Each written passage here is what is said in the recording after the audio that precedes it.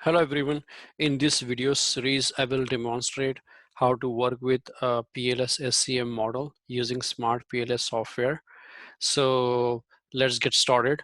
Uh, I am sort of re-recording this video. This video was earlier recorded, but it had some flaws. So I decided to take time and re-record this video. So this is the model we'll be working on. This is the model for employee retention in the organization. So you can see that we have satisfaction construct, we have retention construct, stress, and commitment. So basically, it's a very simple model, which means that higher satisfaction will lead to higher retention, and higher satisfaction will lead to more commitment among employees to stay with the organization, and higher commitment will lead to more retention of employees in the organization. And we have stress, which is acting as a moderator construct, affecting the relationship between satisfaction and retention, and the relationship between commitment and retention. And commitment here is modeled as a second order construct, and it has three reflective first order constructs that you see here. So first one is affective commitment, then continuous commitment, and then normative commitment. And all the indicators are reflective. So this is a completely reflective PLS-SEM model. So in this series, I will showcase how to first build a very simple model, and then gradually I'll take you to more complicated models where we'll evaluate mediating effect, moderating effect, and we'll also be doing multi-group analysis. So let's get started. Uh, all the constructs are measured using 5-point Likert scale in this data, with higher score denoting higher level of agreements with the statement. So for example, retention, we have 1 as very unlikely to 5 as very likely, and henceforth you can read all of them. Okay. Satisfaction is measured using one single item. Retention is also measured using one single item. Stress has two items, one related to overall personal stress and other one related to overall work related stress. And commitment has many items. Each one of these first order constructs have 5 to 6 items in them. So this is a very simple model. And when you are working with any PLS-SEM model or any SEM structural equation modeling technique, you need to follow general guidelines. So first of all, we need to deal with the sample size, then we have to discuss the missing values, and then the outliers and normality. Also, before I get started, there is a very good reference on PLS-SEM. This is a must-read book, very detailed, very easy to understand book. So if you have a chance, please read this book. So let's get started. Sample size, how big a samples you need to perform PLS-SEM using SmartPLS. Well, the beauty about PLS-SEM technique is that it works very well with the small data. Okay, the question is how small could be the data, okay, or the sample size. Well, here is a rule. Sample size could be roughly calculated using this formula. That is the maximum of 10 times the largest number of structural paths directed at a construct, or 10 times the largest number of formative indicators used to measure a single construct. Okay. Now we do not have any formative construct. Actually, we do have one formative construct, and that is stress. It is measured formatively. Okay, so it has two formatively measured items: work-related stress and person-related stress. So we do have that. Okay, so that's our formative construct. It has two items in them, and first one is the 10 times the largest number of structural path. So if you see the largest number of structural path pointing at a construct, which is the retention, it has two structural path pointing at it. So in a way, we have structural construct that has two structural paths pointing at it, or we have a formative construct that has two items in them. So both are equal, right? So they have two. So if you do the 10 times of 2, that is 20. So bare minimum, you can survive using 20 observations. But again, this is just a rough guideline. Actual number of sample size should be dependent upon the situation the researcher is dealing with, the model, the data, and everything.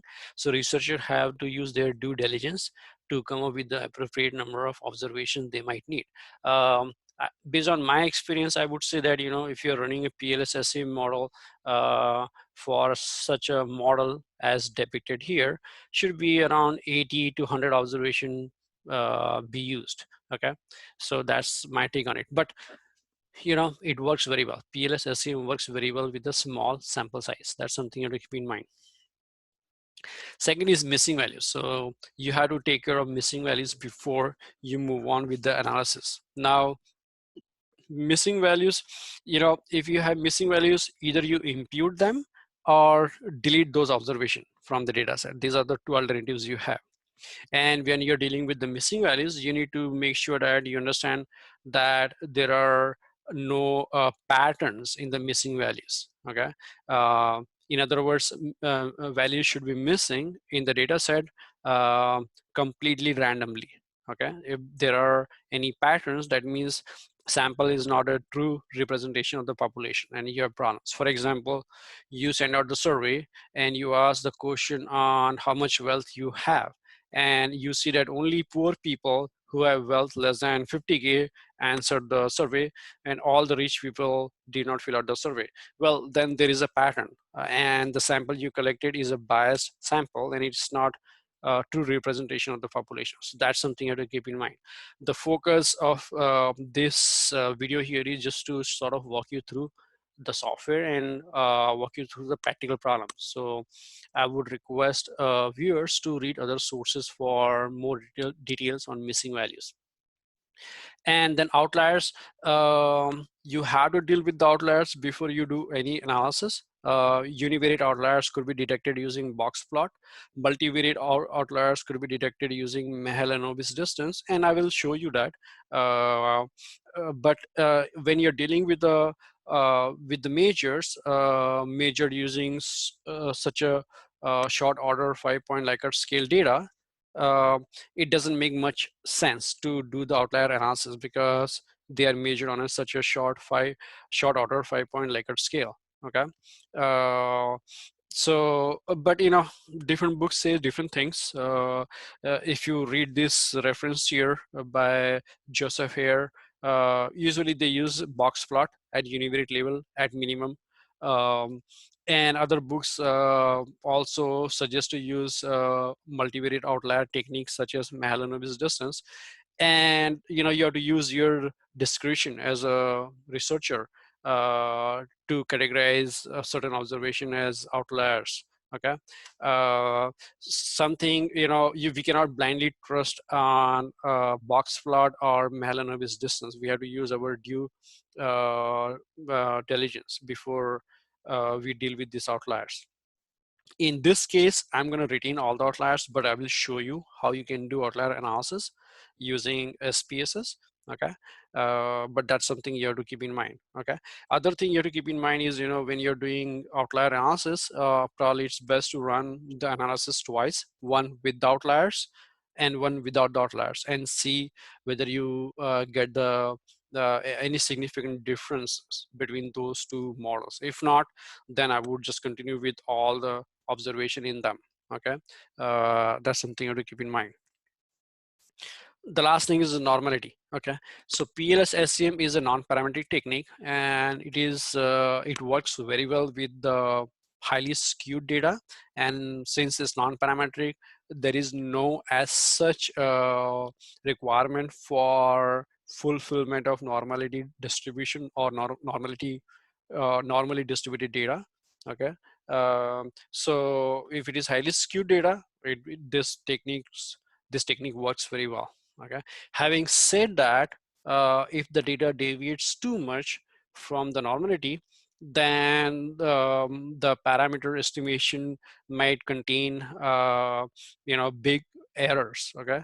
So your estimation may have biases in them, and they may not be very reliable. So it's always good to see um, or to check the normality before you go ahead with your analysis. Okay, again, PLS-SEM is non-parametric and it works very well with highly skewed data. Okay, having said that, let's go back to our data. Now this data is a secondary data collected by somebody else. Okay, we don't have any control over it. So this is another good example of sort of demonstrating how you can work with secondary data instead of the primary data. So this is the data I have. I'm going to open that here. Okay, first thing first, let's see the sample size. Okay, so we'll see the sample size, and we will also see the missing values. Okay,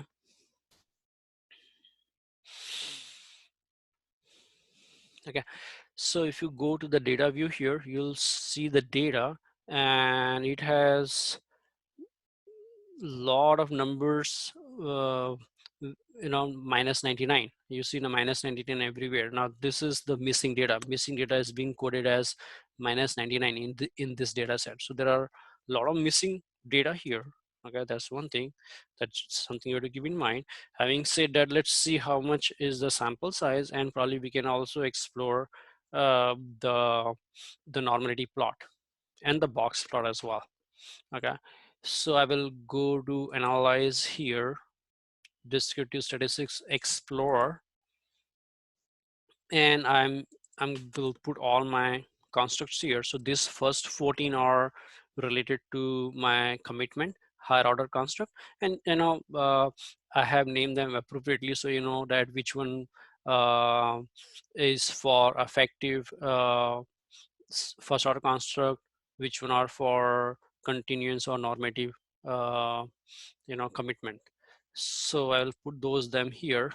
Retention is measured by a single item, satisfaction is measured by a single item, and then we have stress, work related stress and personal stress.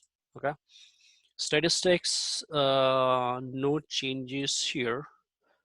Plots, let's do a histogram. I don't want to see the stem and leaf chart. It is good when you have a like, you know, continuous data. Here we are dealing with 5-point Likert scale ordinal data, so I would not do stem and leaf chart, although you know, if you want it you can do that. Not, I'm not doing it here. We want to see at the, we want to look at the box plot, so this is good enough. We'll say continue here, and we'll say okay here.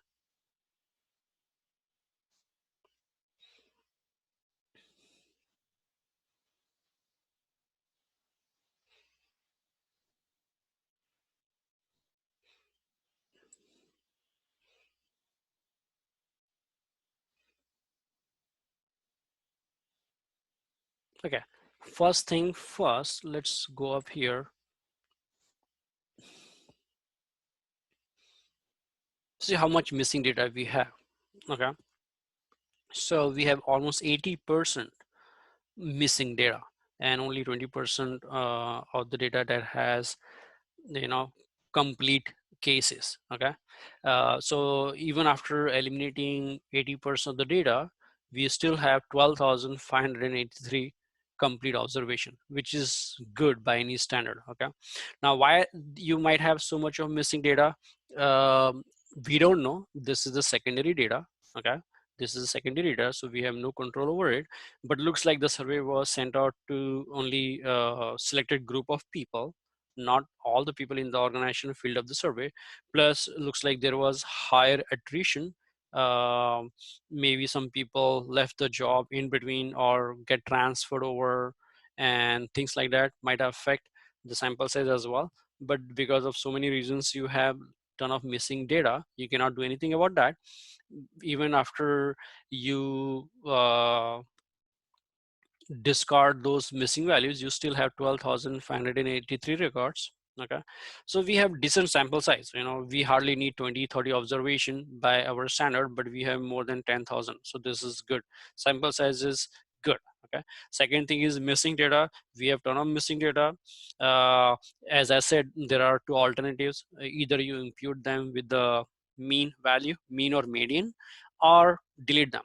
Now in this case we have to delete them because imputation might not make much of a sense. If you impute 80% of the values, basically what you're doing is you're diluting the data, uh, which means that you are basically getting rid of all the variations in the data set, and uh, as such it may not make any sense to perform statistical analysis on them because there won't be any variation left in the data.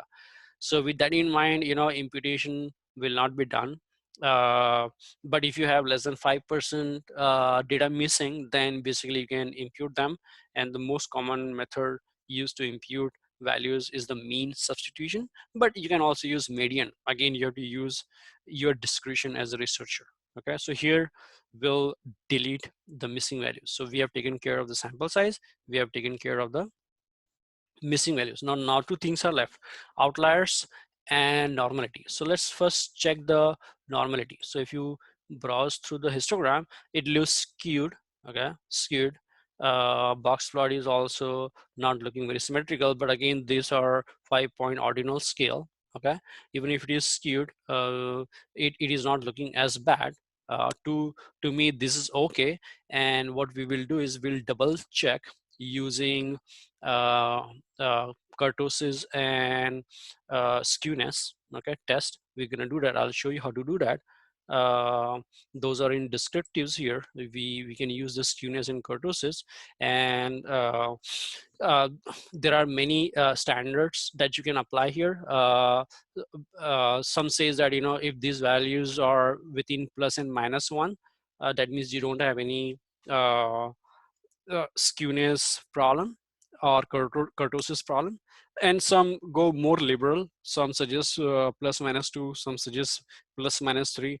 Probably I'll use plus minus 3 uh, as the cutoff here, for the simple reason that PLS-SEM is non-parametric and it works very well with the highly skewed data. So if it is within plus minus 2 or plus minus 3, I think I'm good here, and I can sort of use PLS-SEM with full confidence.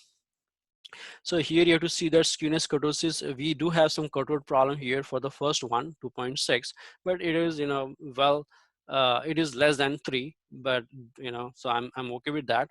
Skewness is not that big a deal here. 1.4 minus 1.4, it's pretty near to minus 1, and it is less than minus 2 for sure. So most of these values are within the range of plus and minus 2 if you see them, and I'll show you how you can do a better way by exporting this to the what we call Excel worksheet. But univariate outlier analysis, you can look at the box plot and see that okay, there are some outliers here. Now you have a lot of constructs, I mean a lot of items here, and if you just focus on univariate outliers, it would be difficult for you to sort of see which cases you want to delete. Okay, now again, for me, I'm not going to delete any cases in this case, but surely if you want to do more thorough analysis, you should be paying to some of this.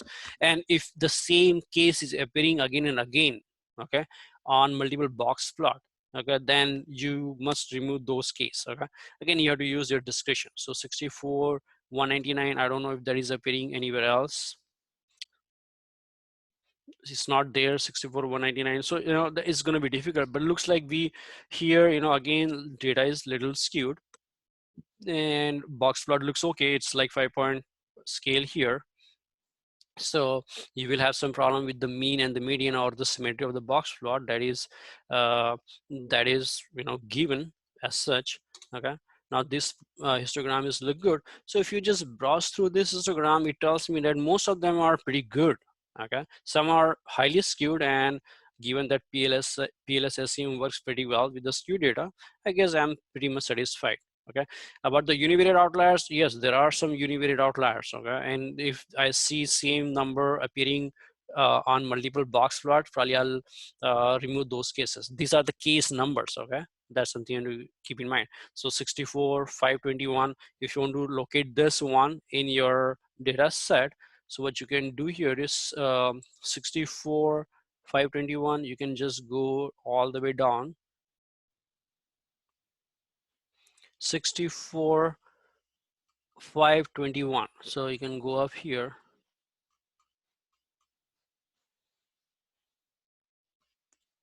64 521, this one. Okay, so if you think that's an outlier, probably you can delete that. So these are the basically case numbers you have to keep in mind. Now I've shown you one way to analyze the outliers. Okay, I'm going to show you another way, multivariate outlier. Okay, this is the univariate outliers here. So normality looks okay, but what we can do is we can look at it another way.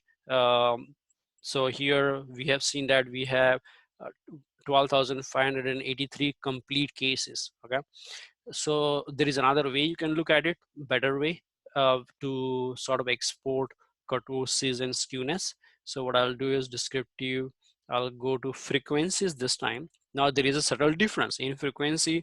You look at each variable at a time, while in explore you sort of look at a case. So explore looks at the case, that's why it gives you complete cases.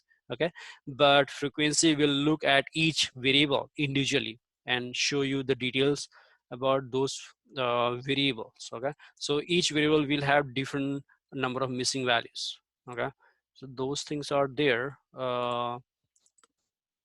Satisfaction, my retention here. Okay, retention is there, but satisfaction overall here. And then we also need stress here. I don't want to show the frequency tables. Okay, statistics, I want to show kurtosis and skewness. Okay, and that should be it. That's what I'm interested in. So if you see that, here each indicator, each variable has different number of missing values because it's looking at one indicator at a time, one variable at a time. But in case of explore, the one we saw here, it looks at cases, how many cases are there. So if you want to sort of find out the sample size, this is what you need. Okay, but here this gives me a better picture that I can export. So probably I can just copy this one, say copy spatial. I'll just say give me the plain text. Okay, here, and I'll go here Excel, and I will just paste that here. Okay, let me massage this one a little bit. I don't need errors, so probably I can delete them. Okay, and now let's look at this one. Okay, so we want to, what we are doing here is basically we are looking at skewness and kurtosis to identify how far away we are from normal distribution. Okay, so here conditional formatting, let's apply to just this two. Okay, conditional formatting, highlight, let's say, let's do it greater than 1 so that we'll get an idea how far away we are from the no, normal distribution. So if it is greater than away, greater than 1, highlight with the red, and if it is less than 1, less than -1, let's use different color, let's use green color, highlight them. So you see that most of the values are within plus and -1, which is pretty good. So we have very good data. We are not deviating as much from normality. But if you look at the histogram, it might give you like different perception. Some of those histogram we are looking highly skewed. But yet, if you look at the absolute values of skewness and kurtosis, they are well within range. Some have higher cutout problem, but skewness is not a problem. So for skewness is not a problem, I'm not as much worried. Okay, and as I said before, PLS-SEM is a non-parametric and it works very well with the skewed data. So I'm satisfied with the normality, and I have decided that I'll be moving on. So one last thing we have to do here is take care of our multivariate outlier analysis. Okay, so how you do the multivariate outlier analysis? So what for that we had to calculate Mahalanobis distance. So let's go ahead and do that. First I need to create an ID variable. Okay, let's create an ID variable. this will be just a case number. Okay, so if you see the data set here in the variable view, it created an ID variable here. Okay, we need this for our Mahalanobis distance. Now let's go ahead and do the Mahalanobis distance. Go to regression, linear. Okay, and we're gonna put the ID in the dependent box, and all our variables in our independent box. So basically we are running a regression here to calculate Mahalanobis distance, satisfaction, retention, and work stress and personal stress. Okay, okay, so we have 14 in all we have 18 variables. Okay, so we have 18 degrees of freedom, and we want to save. If you click on the save here, we want to save Mahalanobis distance. Okay, this is a way to identify multivariate outlier. Okay, and say okay here, and what it does basically, it uh, sort of find the global centroid of the complete data set, and sort of measure how far away each case is from that global centroid. If it is far away from that global centroid, that case could be categorized as an outlier. Okay, so we have that here. So Mahalanobis distance. Now let's find a critical value for the Mahalanobis distance. As you know that we have 18 variables, right? We just measured, we just counted them. Okay, so let's go to the chi-square table. Okay, let's click on the first one. Okay, now we have 18 degrees of freedom. Okay, and we use 0.001 as the critical value, p value. So anything, any chi-square value which is greater than 42.31 will be categorized as an outlier. Okay, so what we have to do is we have to sort of use this one, and we go a little conservative. We are not using 0.05, but we are using 0.001, and that's typical. We use very conservative approach here to identify outliers. So with the cutoff value here is 42.312. Okay, so what we'll do here is I will go to my data set here. Okay, basically what we'll do is we'll go to the data, select cases.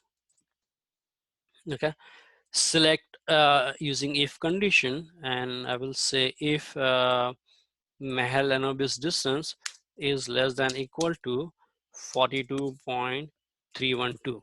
So give me all the cases if this condition is satisfied. Okay, so we'll continue here and say okay here.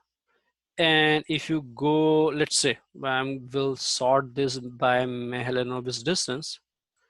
So I will say sort descending, and you'll see that you have a lot of outliers. So all these are values are greater than our cutoff value of 42.312. So if you decide as a researcher to delete them, you are most welcome to delete them based on your situation. Okay, there is nothing wrong with them. Probably it will help you to get a better model. I have decided to retain for this series here because again my logic is that we are dealing with a 5-point ordinal data here, and I'm okay to leave the data as is in the model. And as if you are sort of undecided what to do, then you can run the model twice, one with the outliers and one without the outliers, and compare them. If there isn't much of a difference, then I would leave the outliers in the data set. So we have taken care of all the 4 things here. Okay, so we have taken care of sample size, we have taken care of missing values. Okay, we decided not to impute because imputation will not make any sense here because we have 80% of the data missing. Okay, we have taken care of the outlier at the univariate, at the multivariate level as well, and I've decided to leave the outliers in the data set. We have also sort of assessed the normality, although we know that PLS-SEM is non-parametric and doesn't require any normal distribution of the data, but we still assessed the skewness and kurtosis, and we didn't see much of a problem there. Okay, so this is how you would do the basic data screening. And with this I will end my video here. uh, I will continue with the series by recording another videos on how to build the PLS-SEM model using SmartPLS software. With this, I will end my video here. Thank you very much for listening.